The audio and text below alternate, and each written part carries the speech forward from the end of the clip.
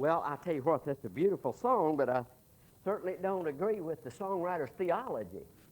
A lot of times they write songs that sound good, but they don't really stop and think about what they're writing. His blood doesn't still flow from Calvary. Praise God, this man made one sacrifice and forever sat down at the right hand of the Father. There's still power in the blood, but it still doesn't flow from Calvary. He is not a continual sacrifice. He made one sacrifice once for all for sin. And I know what the songwriter meant was that there's still power in the blood, and that because of the blood, Jesus still saves. I know what he meant, but I don't like the way he worded it. That's just the preacher in me, excuse me. But I don't know, when I hear things like that in songs, there's something that runs up my back. I don't know what it is, and I just have to say something about it, because I guess I'd like to keep the theology straight. But aren't you glad that he only had to go to Calvary one time? There was enough power in the blood. He made one sacrifice for sin, and it was good forever. And I'm thankful for that.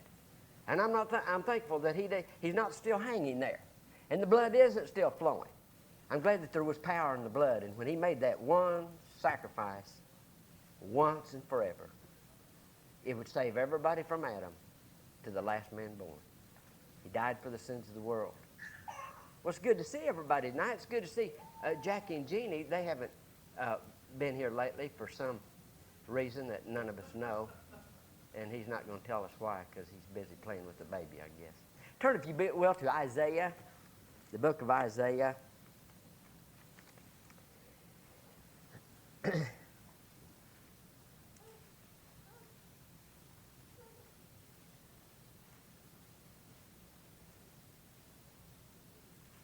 This morning we was looking at the kingdom age.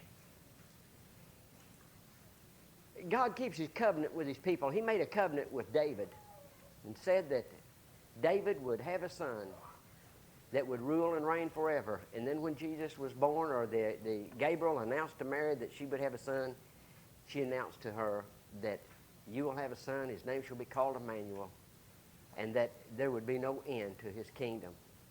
So God does keep his covenant promises, and God always has his remnant. God has always worked with and dealt with the remnant, but unfortunately it is just a remnant. It's just a remnant in this day also. I remember somewhere in the Bible, and I'm just sitting there thinking a while ago, and I didn't have time to look it up. Somewhere there was a remnant. There was just a handful of people, and they were talking about God. And they were living in Israel there in a time of apostasy. But these just handful was talking about God. And God said, write that, what they said, in a book of remembrance. God loves it when we worship and we talk about him. And there was just a handful of saints there that was talking about God, and they were true to God. And he said this, he said, I will remember you in the day that I make up my jewels. God doesn't forget his remnant. But it's a tragic time indeed when God gives up. But people don't realize it, because God is patient, God is long-suffering, but folks, God does give up. And we find here that after he was speaking of the kingdom age, that God does give up. You say, well, how can that be? Because there is a remnant. And the remnant is what will go into the kingdom age. It's always just been the remnant. The remnant makes up the church. In fact, the church as a whole, when we speak of the church, the organized church, out of all of the church, out of all the people that have their name on the roll, there's just a remnant that's going to be taken out. There's just a few that's going to be saved. And look at verse 6. And we notice something here. The beginning of the chapter, Isaiah is looking in the distance, and he sees the kingdom age. And he speaks of the kingdom age, but then as soon as that vision passes from his sight, he's brought back to the here and now. And he makes a startling statement. Therefore thou hast forsaken thy people, the house of Jacob. He said, God has forsaken his people, Jacob. Why? Because they forsook him. We find in chapter 1, they turned their back on him. They rebelled against him. They wanted no part of him, so it says, God has forsaken Jacob. Now listen, it takes a lot for God to give up.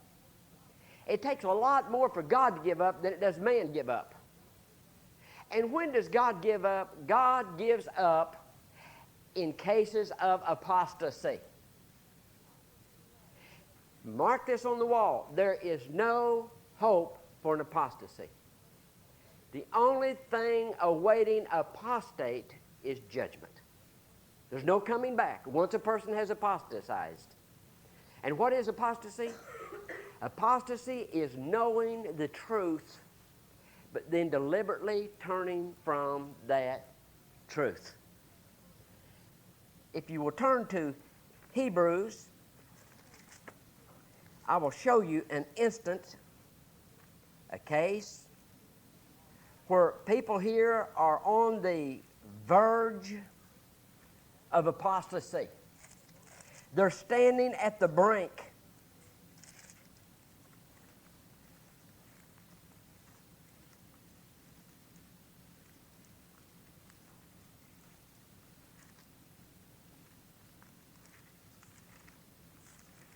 Well, I said I would.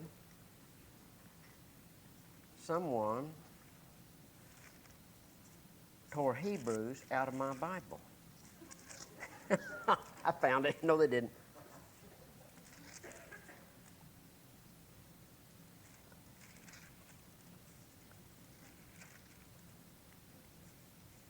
Maybe they just...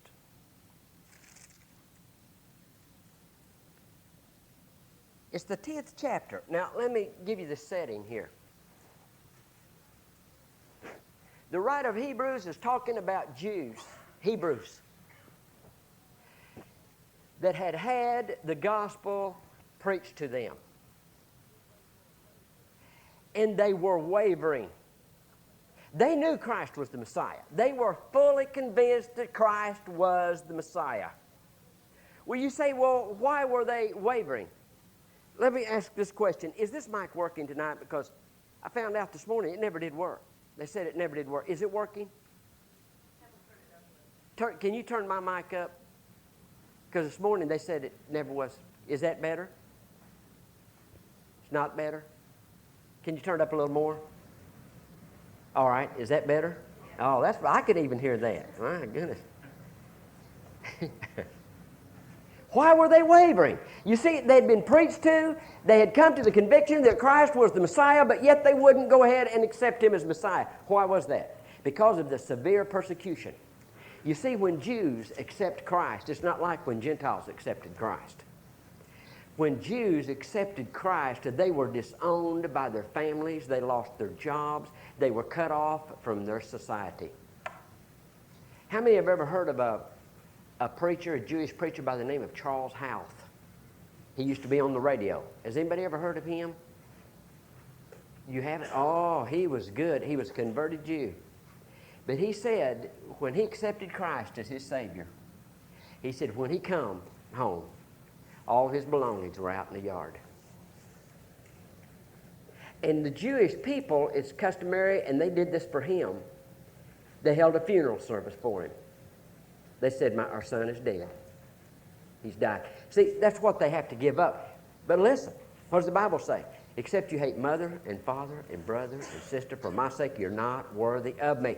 Now, these Jews had come to that point and time. It's like we know Christ is Messiah, but if we accept him, we'll lose our friends, we'll lose our families, perhaps lose our jobs. We'll really be discriminated against. It's really going to be rough. But look at what the writer says here in the verse 26. He is really warning them, for if we sin willfully, after that we have received the knowledge of the truth, there remaineth no more sacrifice for sins, but certain fearful looking for of judgment and fiery indignation, which shall devour the adversaries. In other words, once you know the truth, if you turn back, I'll just talk louder. If I wanted competition, I'd bring my granddaughter up here. She gives me plenty of competition. So anyway, They had to make that decision. And he showed them the danger of it. He said, if you turn back, you can't come back again. You make a decision here and now. If you reject Christ and go back, that's apostasy. And the only thing you've got to look for is what? Judgment. Now here's exactly what had happened to Israel. Wait, before you do, turn to Romans, the first chapter. Here's another good instance of apostasy. Look at verse 21. I'll begin with verse 21, first chapter. I was chastised this morning because I was giving the books, but I wasn't telling you where I was reading from. Because that when they knew God, they glorified him not as God, neither were thankful, but became vain in their imaginations, and their foolish heart was darkened. Professing themselves to be wise, they become fools, and changed the glory of the uncorruptible God into an image made like unto corruptible man, and to birds, and four-footed beasts, and creeping things. Wherefore God also gave them up to uncleanness, through the lust of their own hearts, to dishonor their own bodies between themselves. God gave them up. Why? Because they had the light, but they left the light and went into darkness. Then what did they do when they get into darkness? Go into idolatry. Now, turn, if you will, to Isaiah. Therefore, thou hast forsaken thy people, the house of Jacob, because they replenished from the east. What it means is replenished from the east. It means that they had more idols than they did even in the east. They had more idols than the heathens did. And are soothsayers like the Philistines, and they please themselves in the children of strangers. In other words, they make covenants. They make covenants even with the heathens. And they were forbidden to do that. Let's look, if you will, in Deuteronomy, if you would like to turn to Deuteronomy. 18th chapter.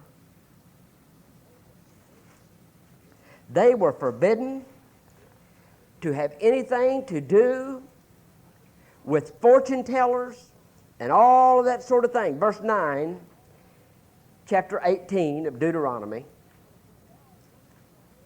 When thou art come into the land which the Lord thy God giveth thee, thou shalt not learn to do after the abomination of those nations. There shall not be found among you any one that maketh his son or his daughter to pass through the fire, or that useth divinations, or an observer of times, or an enchantments, or a bewitch, or a charmer, or a consulter with familiar spirits, or a wizard, or a necromancer. For all that do these things are an abomination unto the Lord. And because of these abominations, the Lord thy God doth drive them out from before thee. And then he says, I have turned from you. I have given you up because you're more in idolatry than the heathen nations. But yet ye are my chosen people. And another thing, they were forbidden. You see, Israel was to be a special and a separate nation, a peculiar people. They were not to make any leagues with the foreign nations. But they were making all kinds of leagues with foreign nations, and not only that, they were marrying in with Gentiles, and that was forbidden.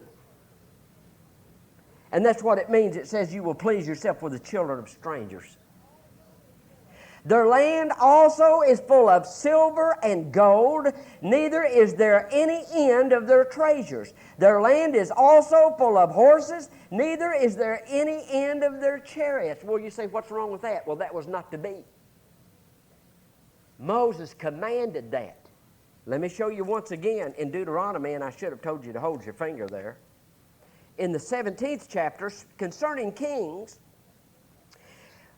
this is the 17th chapter, 14th verse. When thou art come into the land which the Lord thy God giveth thee, and shall possess it, and shall dwell safely therein, and shall say, I will set a king over me, like as all the nations that are about me, thou shalt in any wise set him king over thee, whom the Lord thy God shall choose. One from among thy brethren shalt thou set king over thee.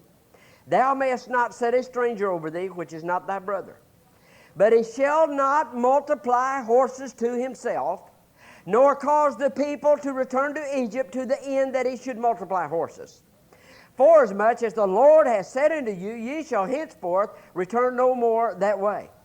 Neither shall he multiply wives to himself, that his heart turn not away, neither shall he greatly multiply to himself silver and gold. So we know then, why is that? Because you see, God defended the Israelites, not horses and chariots. And when he says not to go into Egypt, because you see, Egypt was famous for their horses, just as Arabia was famous for their horses. In other words, he says, your strength and your defense is not in horses and in chariots. And what did King Solomon do? He had 12,000 chariots. I believe it was 1,400 chariots and 12,000 horsemen.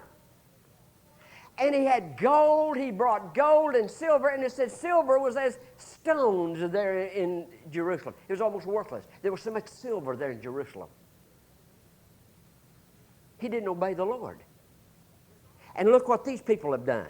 They're not only into witchcraft, they're into fortune telling, they're into all that thing. And he says, your land is full of silver and gold. Why? Because do people have an inclination to put their faith in their money, in their wealth? Yes. But he says, your power and your glory is not in your gold and in your money. Neither is your strength in your horses or your chariots. But look what he says. You fill the land full of horses and chariots. Not only that, their land also is full of idols. They worship the work of their own hands, that which their own fingers have made. And it says, and the mean man, and by the way, the mean man doesn't, when we use the word mean, we're talking about some kind of a cruel or a baser type person. That doesn't mean that it means. It means the poor man, or the man of no great rank in life, station in life. The mean man boweth down, and the great man, the rulers, humble themselves, therefore forgive them not. What does he mean here? It means all of the people, the poor class, the middle class, and the rulers all bowed down to idols. The whole land had gone into idolatry.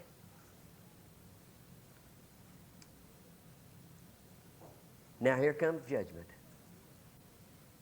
And he said he would. And notice what Isaiah said, forgive them not. Forgive them not. Well, why would he say that? Why would the Holy Spirit inspire Isaiah to say, I'm not going to forgive them? Why do you suppose he would? Is it because God is not a forgiving God and a loving God? Of course not. Why would God say, I'm not going to forgive them? Why? Because they'd apostatized. Did Israel know the true God? Had they seen the miracles? Had he brought them out of Egypt? Had he parted the sea? Had he fed them with manna? Had he brought them in and the walls of Jericho fell down? Had he not fought all of their battles? Do you remember Gideon? The handful? What great things God had done for Israel, but what did they do? Did everything he told them not to do. They filled the land with idols. They brought in all of their horses and chariots. The whole land was filled with gold. They were trusting in their money. And God says they have apostatized, and I will not forgive them. And now comes judgment. Now, as we get into the judgment, he's not only speaking of judgment in that day, but there's a future judgment that he's talking about. He's talking about what will happen to this particular nation at this particular time, and he's talking about the Babylonian captivity. The Babylonians were going to come in there and take them captive, carry them away. But he's also looking to the tribulation period. And why do we say he's doing that, and why does he do that? Because God's not through with the Jews. The Jews have suffered ever since there's been a nation of Israel. And we know how the Jews have suffered in Russia, how they have suffered in Germany, how they've been persecuted in every land they've lived in, how they went into captivity, how they were treated in Egypt. The Jews have always suffered. But the tribulation period is called the time of Jacob's trouble. The Jews have never suffered like they're going to suffer during the tribulation period. And do you know why? Because they rejected their Messiah. Now look, he speaks.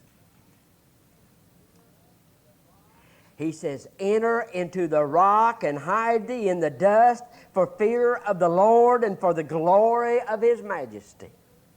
The lofty looks of man shall be humbled, and the haughtiness of men shall be bowed down, and the Lord alone shall be exalted in that day. In other words, when he says, when Babylon comes and takes you captive, you'll know then that I'm the Lord. Then you'll know I'm the Lord. Why? Because he's prophesied this exactly what's going to happen to him. But he's also speaking at the tribulation period. And upon the cedars of Lebanon that are high and lifted up, and upon all the oaks of Bashan. Now this is figurative. He's talking about the rulers, the princes of the rulers of Israel. And upon all the high mountains. Now all around Judah, those mountains were filled with caves and places to hide. And he says, I'm going to judge all of those places. And in other words, here's what he's saying. And you remember David took 600 men and hid them in one of the caves. All of those places, all of those hiding places that you're trusting in are not going to work. He says, you run to the rocks and the caves. And all the mountains round about where you hide. It's not going to work. And upon every high tower and upon every fenced wall. In other words, you build all these massive walls around Jerusalem. And you're trusting in your armies. It's not going to work. And upon all the ships of Tarshish and upon all pleasant pictures. In other words, he says all of your ships of commerce are going to fail. And the pleasant pictures there, really, that's a little misleading. It does not necessarily mean that they're into artwork. We don't know whether they were or not. But anything you like to look at is speaking of all of the luxuries that these ships bring in. All of the fine linen clothes, all of the jewelry, all of the things that's considered luxury. It's going to fail. Because you didn't know I was God. You didn't worship me as God. You brought in all of your idols. And he says, I've given up on you. And he said, everything you've trusted in, everything you love is going down the tubes. And the loftiness of man shall be bowed down, and the haughtiness of men shall be made low. And the Lord alone shall be exalted in that day. And the idols he shall utterly abolish. In other words, all false religion. And I'll tell you today, there's a lot of false religion, isn't there? A lot of false religion. Not only that goes under the name of Christianity, but I'm talking about Buddhist and all of these false religions. He said, that's going to end. And we know that he's going to put a stop to that. But here's something else that happened. Israel was really big into idolatry. And, you know, they had little idols even in the homes. They would keep little idols that they made. Now you think about that. Now, if you're reasonable, logical, can you imagine making something with your hands and then thinking it's got some kind of a power that it can protect you? But the homes were full of all these little idols. Plus they had their groves of trees where they would go and they would sacrifice and they would worship these idols. But he said, I'm going to utterly abolish them. And did you know that when Babylon came in there and took the last of Israel's idolatry, from then on to this present day, there's not a one of them that's in idolatry. I mean, he put a thorough end to idolatry. In fact, when Pilate was sent to Jerusalem to rule over the Jews. See, they were under Roman authority, and Pilate was sitting there by the emperor to rule over that province. When he came into town, they had shields. And the shield had a picture of a stamp or engraving of Caesar on it. Boy, the Jews had a fit. They said, get rid of those. That is idolatry, and we don't believe in idolatry. Well, Pilate wouldn't do it, so they wrote the emperor. So the emperor wrote Pilate and said, get rid of the shields. Now, sure, it was his picture on there. But see, the emperor that was ruling during that time, he liked peace. Sure, he ruled over them, but he didn't like uprisings. So he said, hey, get rid of them. You're making them mad. Get rid of them. See, at that point in time, ever since the Babylonian captivity, boy, they were done with idolatry. And he said, I'll make an end of it. And he did.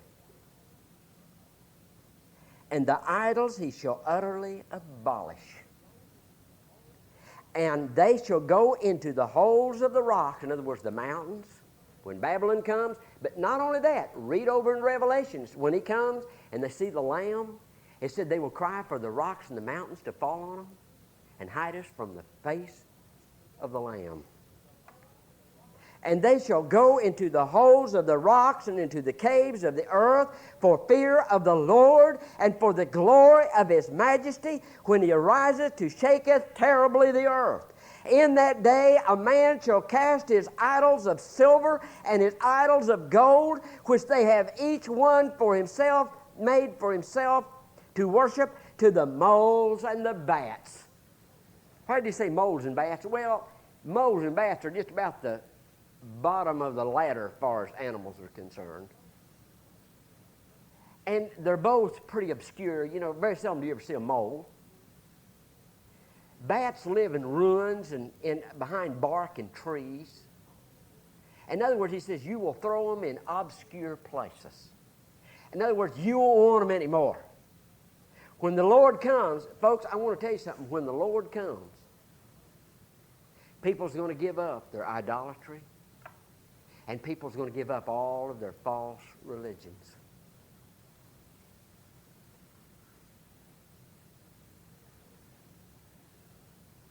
You know, we sure have a wrong view of God. Even the church has a wrong view of God. We have the idea that we can treat God any way we want to treat him. We can worship him any way we want to worship him, if we want to worship him. And he's satisfied with it. But he says, you're going to find out when I come back. And here's something that is fearful to me. When he comes back, I'm going to find out just what he did accept of my life. Bow, every tongue shall confess. And do you realize, as a Christian, we will have to answer to God for our service. That don't sound very good. We like the idea of the rapture. We're all caught up. We're going to be in heaven forever and ever. But no. First, there's the judgment bar of Christ. The first thing he's going to do is judge us on faithfulness and motive. A while ago, I was saying something to Robin. I said, well, so-and-so wasn't here today. And she said, well, maybe it's out of peanut butter. Now, that's kind of a standard joke we got going. In other words, any old excuse will do. You know, and it is funny, you know, the excuses people come up. Well, I couldn't come because, well, I'm out of peanut butter. You know, just anything. It's kind of like the story about the guy come over and said, could I borrow your axe? And he said, I can't, my wife's sick. And he said, well, what's that got to do with it? He said, well, nothing really, but one excuse is good enough if you don't want to do something. See? And we will come up with some of the stupidest excuses. And here's the crazy thing. Someone will give me a stupid excuse. I'll go, oh, okay, you know. I mean, I don't really buy it, but what can I do about it? But they think God accepts that too. They think God buys that.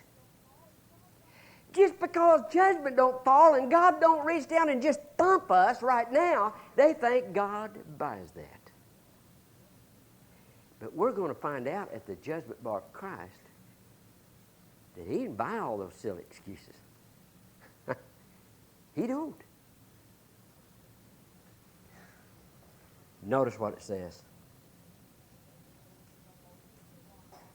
And they shall go into the holes of the rocks and into the caves of the earth for fear of the Lord and for the glory of His majesty when He ariseth to shake terribly the earth. You know what that means?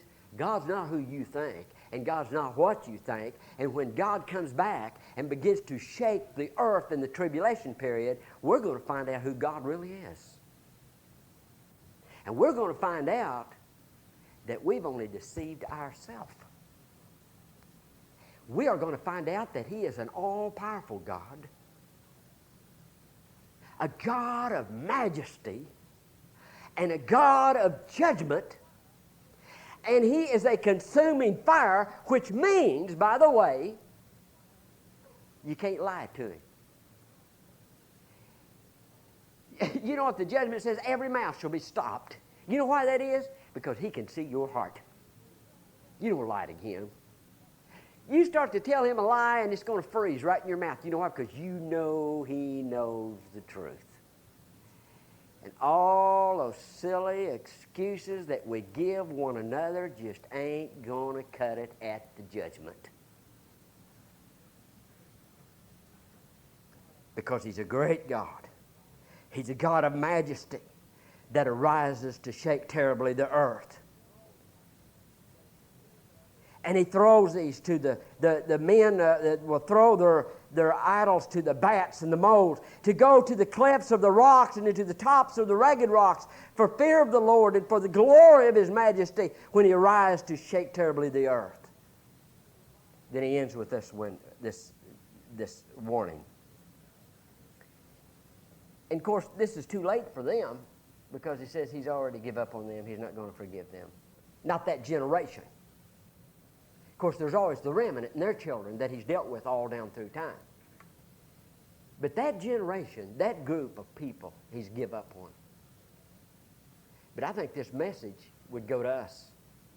Cease ye from man whose breath is in his nostrils, for wherein is he to be accounted of? You know what He's saying there? You don't have any power. Quit putting confidence in man. Quit running over here to Egypt or Syria or one of those other nations, making a league with them so that they can help defend you against another country. They're just man. And He said, who's to even consider man? You know, that's America's trouble. We think the answer is bigger guns and more allies. It's not the answer. It's God. It's God. And listen, your ally isn't more money or better health. It's God. It said, cease ye from men whose breath is in his nostrils. You know what that means? You don't have any power at all. As long as you inhale, you're alive. When you quit, what? You're dead. And you can't control that. You don't know how many times you're going to inhale. You don't know how many times you're going to exhale. And you might be in the bloom of health. And you think that you've got control of your life, but you're just one breath away. You know, I believe it was this last week, there was a man down at the steel mill, fell actually about 80 feet. The news said 50, but then he fell down in the pit. 80 feet on steel. But fortunately or unfortunately for the other one, he fell on someone that broke his fall or something, and he was hurt, but he's in the hospital, and I guess he's going to recover. I wonder what flashed through his mind when he was falling. Now, see, he could go up in that thing, the bloom of health, making plans for when I get off work tonight, I'm going to do this and I'm going to do that. You know, in an instant, here he is curling through the air. It's just the mercy of God that he didn't breathe his last breath right there on the spot. So God says, what can you do about it? What he's saying is, can your idols help you? No, there's no power in that, because, boy, they found that out and they threw it to the bats and the moles. So he said, quit putting your confidence in man, in your money, in yourself, in your neighbors, in your friends, in your family. You better trust God. God gave up. He did everything that he could. In another chapter in Isaiah, he tells them there, he said, I planted a vineyard. I cultivated the vineyard. I built a fence around it. I put a hedge around it. I pruned it. I watered it. I did all that I could, but instead of tame grapes, sour grapes. Speaking of Israel. I did all I could. It turned out unprofitable. And sometimes I really wonder, in my life, and you might ask you that question, how many times has God worked with you, revived you, give you chance after chance, blessed you? And I really believe this with all my heart. God will give up on Christians. I'm not saying they'll be lost. They won't be if they're saved. But as far as service,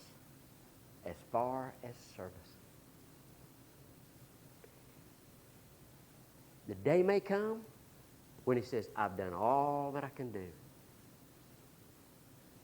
I've worked with you. I've dealt with you. I've sent the Holy Spirit to deal with you. I've given you hope. I've given you encouragement. I've done all these things. And still, you won't serve me. Well, I ask the question, if I'm not going to do nothing for God, why leave me here?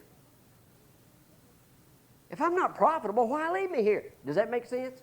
See, I'm here for one purpose, and that's to glorify Him. Well, if I'm not going to do it, or if you're not going to do it, why should He leave you here? We better get serious, hadn't we? We better get serious. We better realize that He is an awesome God, and He's not buying our excuses. And just because He's not shaking terribly the earth now doesn't mean He won't tomorrow. He's just given us a chance to straighten up and fly right. But the day's coming when He's going to get up off the throne, and there's going to be a day of accounting. And you know, the Bible in Revelation speaks of the great white throne judgment, and the great white throne judgment is when the sinner is going to be judged. But do you realize that right after the rapture, when He takes the church out, you know what we're going to be doing for 7 years? While the tribulation period is going on? We're going to be at the judgment bar of Christ. He's going to be judging the Christians. And it says that we'll give account of every idle word.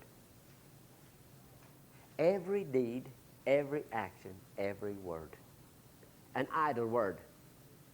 Why idle word? There's no profit in it. You see, if you go out there and start your car engine and put it in neutral, it's just sitting there idling, what's it doing? It's just burning gas.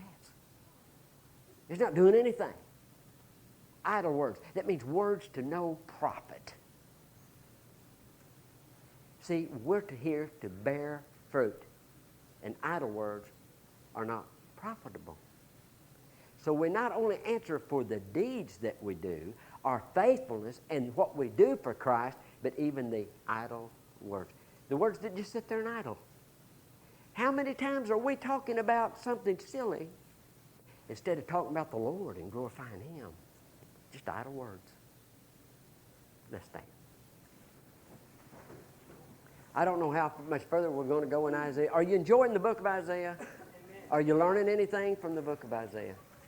Well, we may go on in it. I started in Acts, and I haven't finished Acts yet. And maybe 3 or 4 years we'll get back to the book of Acts and finish it up. I don't know. I'm just going to let the Lord lead me in this, and I don't know how much further we'll go in the book of Isaiah. It's a good book, and there's a lot of lessons, I think, in there for us also. Let's sing Amazing Grace.